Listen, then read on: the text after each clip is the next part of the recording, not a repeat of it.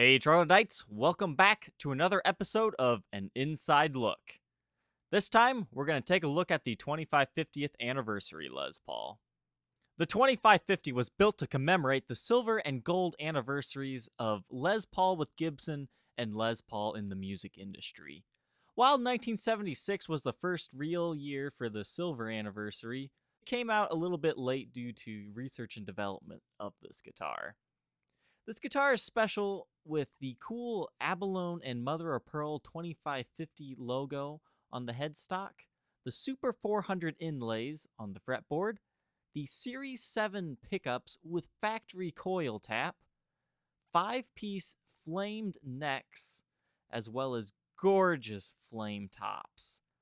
These came in 4 different colors: natural, tobacco sunburst, which had a few different hues, wine red, and black. Tobacco sunburst was the favorite of the market, followed by natural. The wine red and black ones are a little bit harder to come by since they were not as desirable. So let's take a look at a 2550 up close. This is a near mint, new old stock natural 2550. And this is just a fantastic example. As you can see, they also had a special brass truss rod cover and a brass nut. The Super 400 inlays look awesome with the ebony fretboard and the low and wide frets.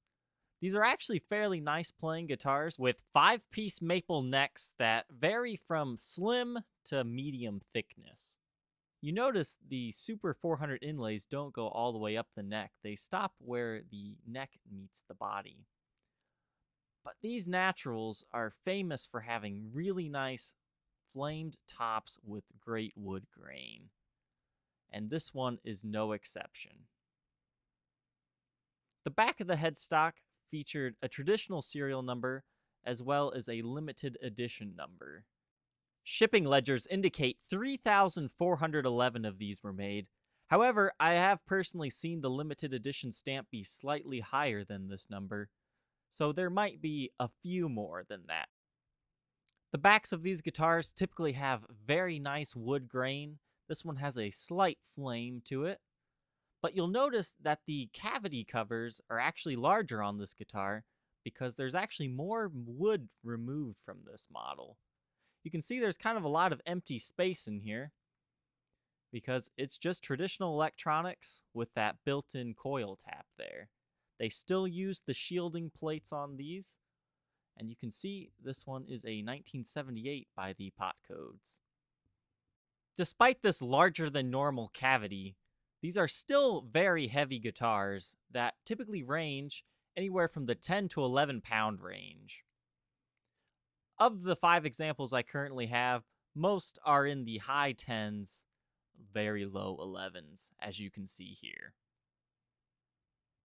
As previously mentioned, this model, just like all the other Gibsons of the day, got the standard ashtray cover instead of a traditional ground wire. Gibson did this from the mid-70s all the way to the early 80s before switching back to the traditional ground wire. Sometimes these can be a pain to get back in. The pickup selector cavity is the same as any other Les Paul for the most part. It has a shielding tin around it as well. This particular example has a very new feel to it since the original pickguard still has its protective film over it. This is very rare to see and really makes it stand out in your personal collection. The flame tops on 2550s are usually pretty spectacular. Some obviously are better, but this personally I think is one of the nicer ones I've had. I would say this is my second best top, but the best condition I have seen. With natural guitars, the lacquer tends to age and turn yellow. This one is unaged as seen by removing the pickguard. The TP6 tailpiece was something Gibson introduced in the late 70s for high-end Les Paul models such as the 2550th anniversary. These are made in the USA and they are stamped Gibson on the backside. This is unique because most of Gibson's hardware was made by Schaller in Germany at this point in time. The TP6 tailpiece was different from a normal tailpiece because it had fine tuners similar to a violin. While most guitars don't actually use it for the purpose of tuning, it's mainly just a bling factor. They might look bulky compared to a normal tailpiece, but they're really not that much heavier, so they don't contribute too much to the overall weight of the guitar. Despite the fancy tailpiece, the bridge is the same as any other Gibson of the era. Schaller made in Germany. A very common issue on all 2550s is that the rubber that's on the bridge posts here, as you can see, turns the lacquer a darker color. Now, this is really only apparent on natural finished ones, but you can see it on all the other finishes if you're looking close. On to the pickups. The pickups are the Series 7 humbuckers, which are similar to tarbacks in that they are wax epoxy coated. And most 2550s pickups have very short leads on them. They were cut exactly to what they needed. So it can be difficult to see the bottoms of these pickups, but definitely make sure if you're buying one that it does have the original pickups. They will have a double lead coming out of them, as you can see here. Here's a look at the neck pickup on this one. Once again, short leads. If you are in the market for a 2550, there are more clean collector grade versions of this guitar than there are beaten players. Because of that, you need to be careful when you're buying one of these, especially in natural. Make sure the finish is original. If you don't already know, if you buy a blacklight, you should see something similar to this. The guitar should glow a green color. Now, you're not necessarily looking for the same hue as this guitar, but you're just looking for an even glow. If there has ever been a finish touch-up on your guitar, you're going to see it bright as day. Actually, not bright as day because it'll glow black.